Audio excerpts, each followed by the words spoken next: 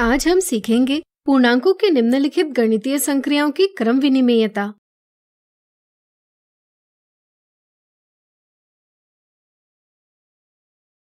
यहाँ देखिए, विपुल कहीं जा रहा है, हम उसका स्थान 0 से दर्शाएंगे। इसी तरह आगे की दिशा को धन चिन्ह से और पीछे की दिशा को ऋण चिन्ह से दर्शाएंगे। अब मान लीजिए विपुल 5 कदम आगे चलता है और फिर 7 कदम पीछे, तो अब उसका स्थान क्या होगा? सोचिए। चलिए हम बताते हैं।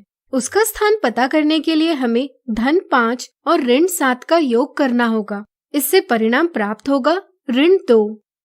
जरा सोचिए, अगर वह पहले 7 कदम पीछे जाता और फिर 5 कदम आगे बढ़ता तो भी वह ऋण 2 पर ही पहुंचता, क्योंकि ऋण 7 धन 5 बराबर ऋण 2 ही होते हैं। इन दोनों स्थितियों को देखकर हम कह सकते हैं कि धन 5 धन ऋण 7 बराबर ऋण 7 धन 5 के बराबर है। इस तरह से हम धन 5 और ऋण 7 को किसी भी क्रम में जोड़ सकते हैं, परिणाम बराबर ही प्राप्त होगा। यह सभी पूर्णांकों के योग के लिए भी सत्य है, यानी कि किन्हीं भी दो पूर्णांकों को किसी भी क्रम में जोड़ा जा सकता है।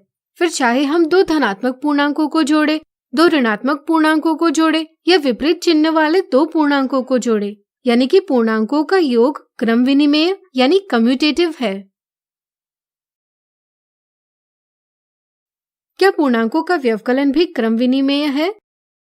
मान लीजिए आप भारत के सुहाने स्थान लेह घूमने गए हो। आप देखते हो कि सुबह के समय लेह का तापमान ऋण 7 डिग्री सेल्सियस था, जो कि बढ़कर 20 डिग्री सेल्सियस पर पहुंच गया है। अब अगर आपको तापमान में हुई बढ़त का पता करना होगा तो आप क्या करोगे? बिल्कुल सही, आप अंतिम तापमान 20 डिग्री सेल्सियस से प्रारंभिक तापमान ऋण 7 डिग्री सेल्सियस का व्यवकलन करेंगे। अगर हम इस व्यवकलन में पूर्णांकों का क्रम बदलते हैं तो क्या हमें परिणाम बराबर ही प्राप्त होगा? सोचिए। आपने बिल्कुल सही सोचा, परिणाम बराबर नहीं आएगा। धन 20 ऋण 7 का परिणाम आएगा 27, जबकि ऋण 7 ऋण धन 20 का परिणाम आएगा ऋण 27। दोनों स्थितियों में परिणाम बराबर नहीं है, इसलिए 20 ऋण 7 ऋण धन 20 के बराबर नहीं है। यह आप निम्नलिखित उदाहरणों से भी पता कर सकते हैं। वीडियो रोककर दाएं पक्ष और बाएं पक्ष का परिणाम बराबर नहीं, यह सत्यापित करें। इससे यह पता चलता है कि किन्हीं भी दो पूर्णांकों के व्यवकलन का परिणाम क्रम बदलकर प्राप्त होने वाले परिणाम के बराबर नहीं होता, यानी कि पूर्णांकों का व्यवकलन क्रम विनिमेय नहीं है।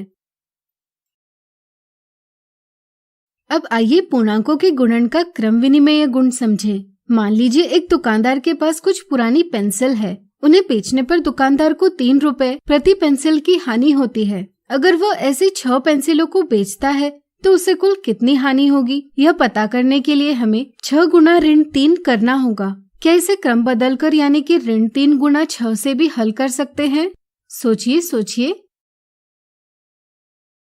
चलिए हम बताते हैं। अगर हम 6 गुना ऋण 3 को हल करें तो हमें परिणाम प्राप्त होगा ऋण 18। इसी तरह अगर हम ऋण 3 गुना 6 को हल करें तो इसका भी परिणाम ऋण 18 ही प्राप्त होता है, यानी कि 6 गुना ऋण 3 गुना 6 के बराबर है। यह आप निम्नलिखित उदाहरणों से भी पता कर सकते हैं। वीडियो रोककर दाएं पक्ष और बाएं पक्ष का परिणाम बराबर है, यह सत्यापित करें। इस तरह से किन्हीं भी दो पूर्णांकों का क्रम बदलकर गुणा करने से परिणाम में कोई भी बदलाव नहीं आता, इसलिए पूर्णांकों का गुणन क्रम विनिमेय है। क्या इसी तरह पूर्णांकों का विभाजन भी क्रम विनिमेय है? आइए इसे पता करें। एक कमरा एसी के उपयोग से ठंडा किया जा रहा था। यह देखा गया कि तापमान 5 मिनट में 15 डिग्री सेल्सियस से कम हुआ। तापमान में कमी को हम पूर्णांकों में निरूपित करेंगे ऋण 15 से। अगर हमें पता करना होगा कि प्रति मिनट तापमान में कितनी कमी आई, तो इसके लिए हमें ऋण 15 को 5 से विभाजित करना होगा। क्या यहाँ पूर्णांकों का क्रम बदलने से परिणाम में कोई बदलाव नहीं आएगा? विचार करें। ऋण 15 विभाजित 5 का परिणाम ऋण 3 आएगा, जबकि क्रम बदला जाए तो 5 विभाजित ऋण 15 का परिणाम ऋण 1/3 आएगा। यहाँ परिणाम बराबर नहीं है, इसलिए हम कह सकते हैं कि ऋण 15 विभाजित 5 5 विभाजित ऋण 15 के बराबर नहीं है। यह आप निम्नलिखित उदाहरणों से भी पता कर सकते हैं। वीडियो रोककर दाएं पक्ष और बाएं पक्ष का परिणाम बराबर नहीं, यह सत्यापित करें।